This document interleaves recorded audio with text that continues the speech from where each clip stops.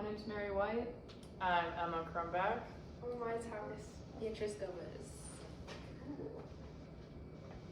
So I'm gonna start off by explaining a little bit about the House bill that we chose, 1095. So it was authored by Representative Robin Shackelford on January 10th, 2023, so relatively recently.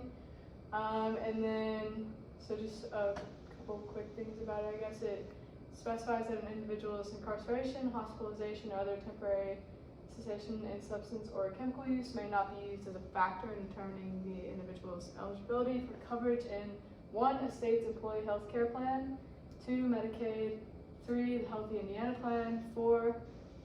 A policy of accident and sickness insurance, or 5.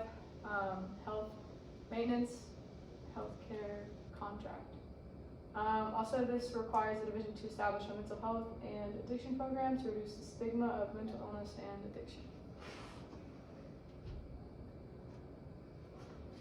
So a little bit about the bill's intent is that it will bring awareness to mental health and addiction in Indiana, because it's a specific bill for Indiana. It will reduce stigma of mental illnesses and addiction.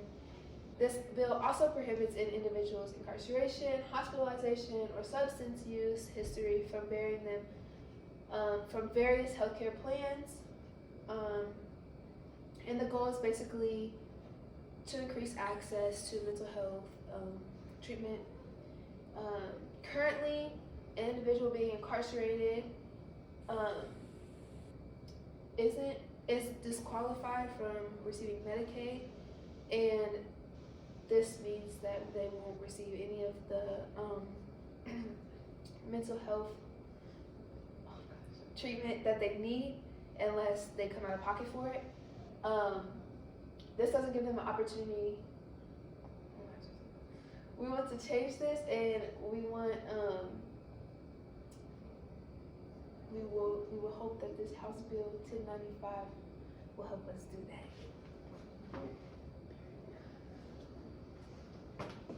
This was me. Mental health in prisons, just like a little bit about what it's like in Indiana. So this comes from the Indiana Department of Corrections Mental Health Division, and it was just kind of like a PDF rundown of like what they offer, and some of it's from their website. So the Mental Health Division offers a continuum of clinical mental health services provided by our contracted mental health services providers that include intake, routine interventions, crisis management, addiction recovery services, and special needs services to all the incarcerated persons. The incarcerated person with identified mental health needs are seen routinely and upon request. Incarcerated persons may request mental health services at any time, no charge, and services are provided in the least restrictive setting in which the patient's mental health symptoms may be managed. So this is kind of what they say they're offering. Obviously, it's like probably not exactly as perfect as they're saying, but clearly not. We wouldn't be talking about this if it was.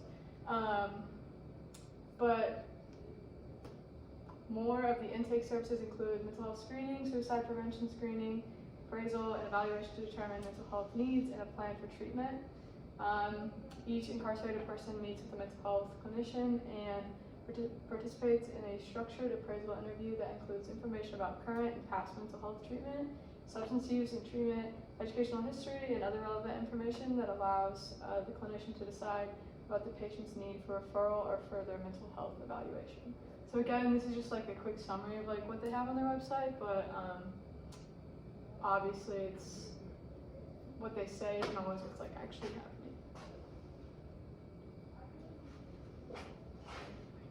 Okay. All right. So here are just some statistics about the state of mental health in prisons. So first of all, we got estimated 2 million individuals with serious mental health issues are jailed each year. 3 to 6 times worse prevalence of serious mental health conditions in jails versus in general society. Percent of people in state prisons who have been diagnosed with a mental disorder is 43%. In locally run jails, it's 44%. And in state prisons, 74%. Number of people experiencing serious psychological distress in jails is 1 in 4 people. Percent of people in federal prisons who reported not receiving any mental health care while incarcerated, 66%. proportion of people jailed 3 times within a year who report having a moderate or serious mental illness is 27%.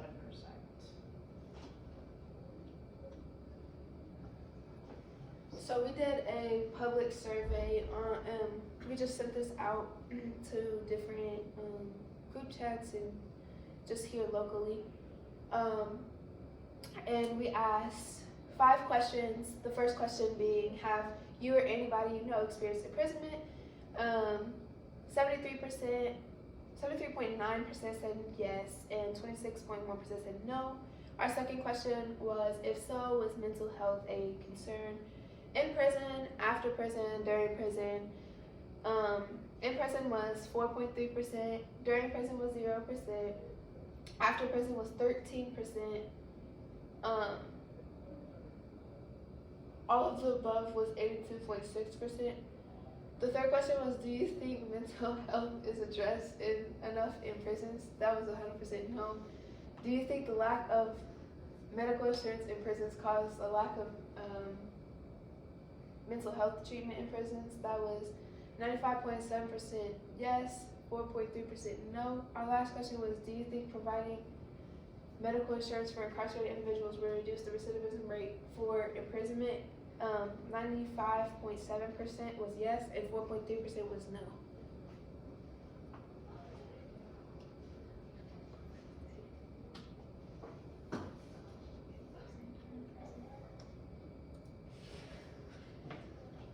So why do we care? Our basis is pretty much, we don't think that not having medical, like Medicaid, should be a disqualifier from getting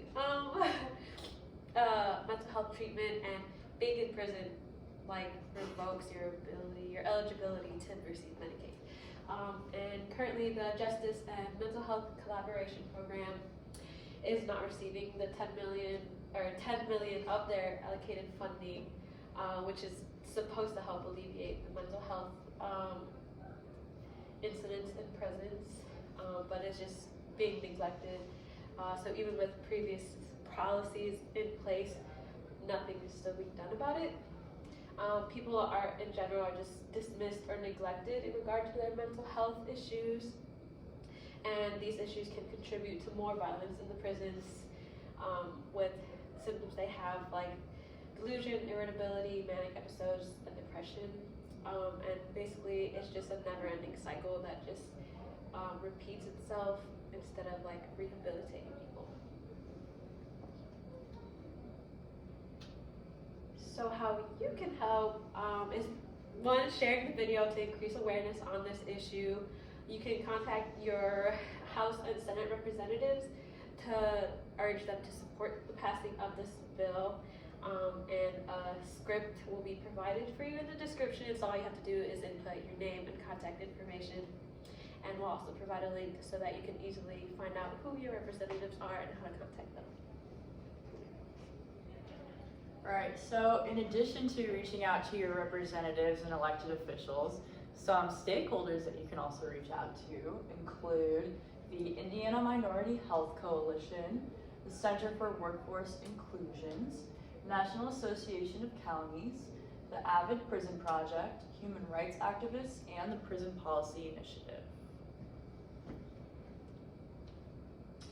These are our resources. Thank you for watching.